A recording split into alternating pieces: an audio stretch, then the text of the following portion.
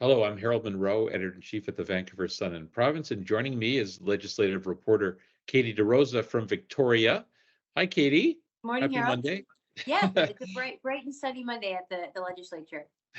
Another week in Victoria, another week where we're talking about housing. We talk about it a lot because, of course, housing affordability and availability is top of mind for so many BC residents out here in the most expensive place in the country to live.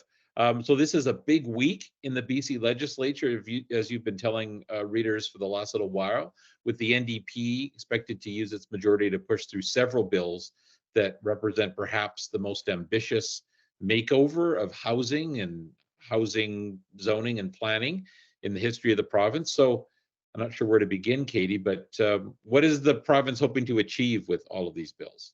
I mean, so we could look back to when Premier David Eby was just a leadership contender, and he laid out a lot of these promises in his platform. Crack down on Airbnbs. We've seen response to that in terms of the short-term rental rules, which are basically aimed at avoiding multiple Airbnbs to be controlled by one conglomerate, one big business.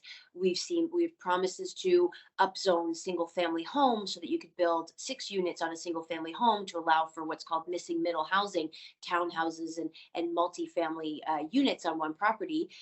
Another promise around density near transit. That's another bill that's going to be debated and passed this week. So allowing towers up to 20 stories near SkyTrain stations, near transit hubs, and also overhaul of how developers pay fees for these developments and how municipalities are able to basically collect those fees, which we call amenities cost charges. So a huge transformation of the way housing is approved in British Columbia, and really taking a lot of control away from municipalities.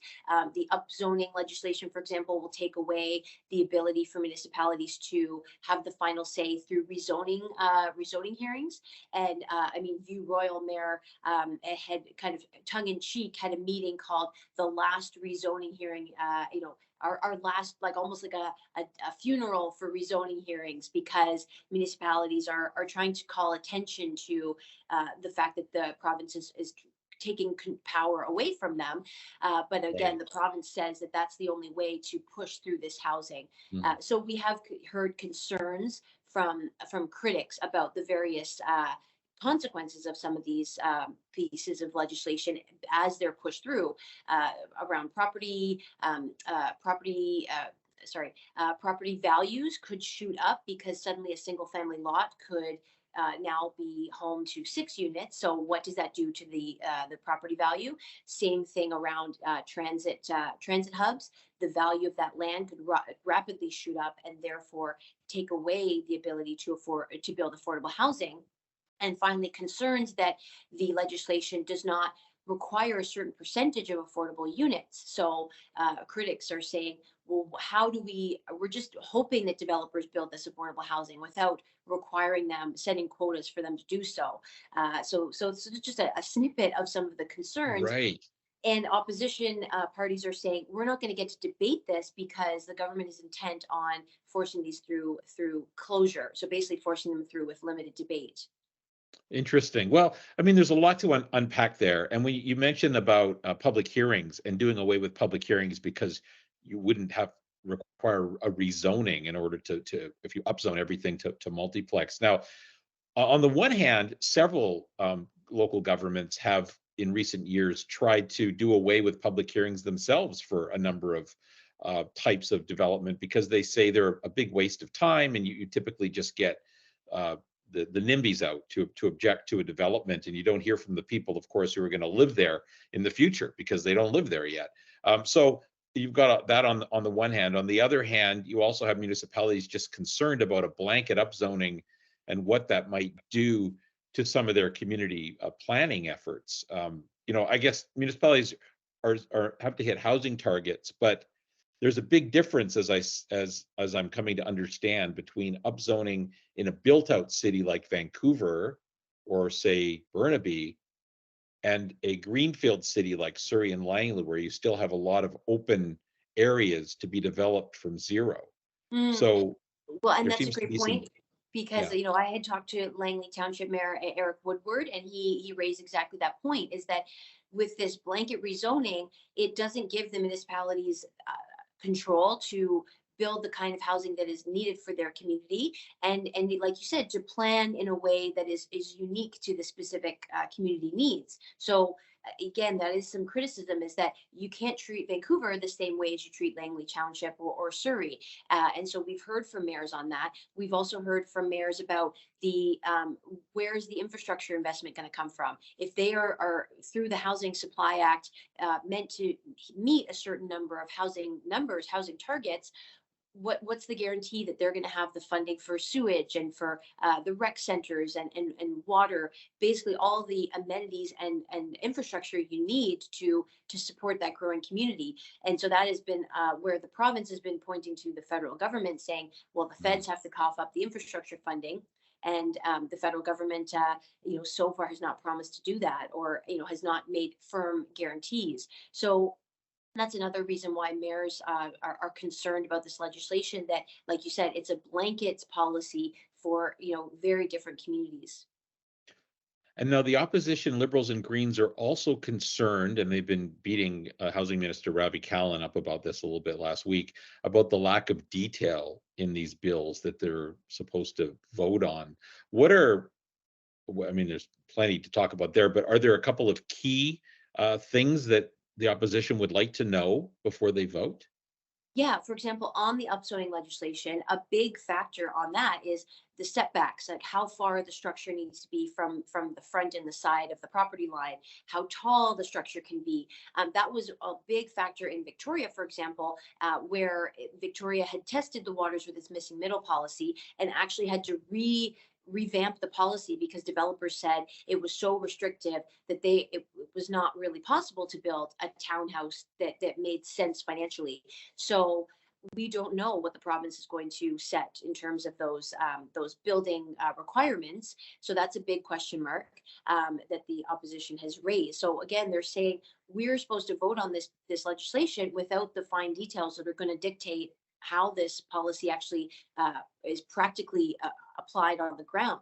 And again, in terms of the transit density, that's also, there's a lot of details in terms of, the size of the building, and again, requirements for affordable housing that are going to be left up to the municipalities. So it's a little bit, on one hand, in the Housing Supply Act, the municipal or the province is saying municipalities must do this. But for example, on the on the transit density, that's where the province is sort of saying, if municipalities want to add affordable housing, they can do that. So on one hand, you've got the province really taking a heavy hand, and on another area where advocates want to see required affordable housing, the province is almost leaving it up to municipalities. So Right. a bit of disjointedness in terms of the strategy there.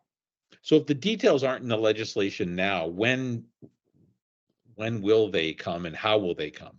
So they'll come through regulation. So that's sort of passed at a later stage, basically the regulation is what kind of sets the details of the bill. And so we don't have an exact timeline as to when we'll see those regulations come out. But again, the opposition is saying, well, this is going to come out when the legislature isn't sitting and when we're not able to debate those regulations.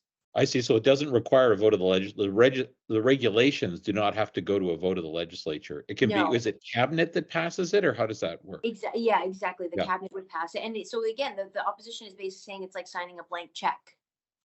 Right. Oh, that's really interesting. Well, I'm sure from Premier Eby's perspective and Housing Minister Calon, they just know that there's a huge desire from the public to get more housing built. So details like setbacks, at least to their mind, those are minor details, and they're counting on, I guess, people being supportive of the overall strategy and not getting mired in the details.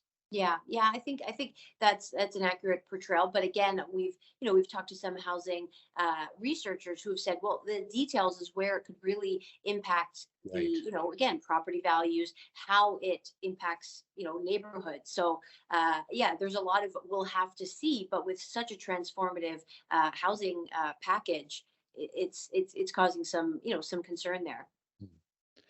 Another piece of NDP legislation that has drawn criticism from, I guess, both sides in terms of the municipal councils and homeless advocates, who are both raising some concerns about some homeless camp legislation. And the province seems to maybe have taken a bit of a step back in as a result of that response. Yes, that's right. So Bill 45 is actually a suite of various mini pieces of legislation. So it's called the Miscellaneous Statutes Amendment Act. But one of those pieces is the change on strategies for encampments. And so it says that there has to be suitable shelter available for individuals if they're going to be moved from an encampment. But again, what the Union of BC Municipalities said was that there is no, and people are homeless because there's a lack of shelter, and either the government needs to build or create the shelter that is, the safe shelter that they want to see, or the municipalities will have no recourse to, deal with an encampment.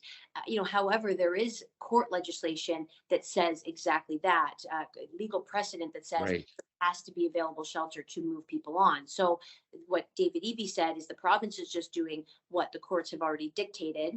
But he did admit that municipalities, basically had a point, because he announced on Thursday that the legislation would be passed not through royal assent, which is basically at the end of the week, which when all the other bills will get, become law. They will pass the bill through an order in council, and that could be done at any time in a later date. It doesn't have to be when the House is sitting, and so presumably that gives the government a bit more options to talk to the municipalities. However, the thing that I'm fairly puzzled about is that after, basically when it's passing it through order in council doesn't necessarily give the government the opportunity to make changes, because they would basically have to recall the bill to make amendments, and they have to do that through the legislative session. So by shelving it and saying we'll pass it through an order in council, one has to question, are they going to shelve it indefinitely and not bring it into force at all? So it almost seems like the government's Mm, putting the brakes on it, but not committing to make any changes. Like right. the premier didn't say we're going to amend it. So that is what Or yeah, I I'm. guess we'll have to watch for an order in council the Friday before Christmas. And these are the kinds of things But that yeah, happen. maybe they want to pass it when less people are paying attention, or again, or Right. maybe they want to go back to the mayors, talk to them further, and then the next legislative session they'll make some amendments and tweak it. So that's it's still up in the air as to what's going to happen to that bill. Well, and of course, those who represent the homeless, we shouldn't ignore that they have serious concerns too about the definition of housing uh, under this bill, because they quite, I think, rightly point out that emergency shelters where you can't stay there 24/7, you can stay there overnight, but you effectively have to pick up all of your stuff, move into a shelter, and then first thing in the morning move out again to the street, and then repeat every day, in and out of a shelter. So that's not exactly adequate housing, but it qualifies as adequate housing, as I understand it, under the bill. Yes, that's right. So again, what the advocates are saying is, well, we want to see a requirement for stable, secure housing, not just a temporary shelter. So, I think both sides of the debate are saying we need more stable and secure housing for people on the street. Everyone agrees that people living on the street is not the answer, not the solution, Right. especially as it's the cold weather is coming. So again, another more pressure on the government to build or free up those either former hotels or free up places for people to live. All right. Well, you've got a busy week, Katie. Good luck sorting through bills 43, 44, 45, 46, 47, all in this last week of the legislature. So we'll talk again next week, I guess, and see how it all unfolds. Thank you. Yes. Thanks so much, Harold. Nice to talk to you.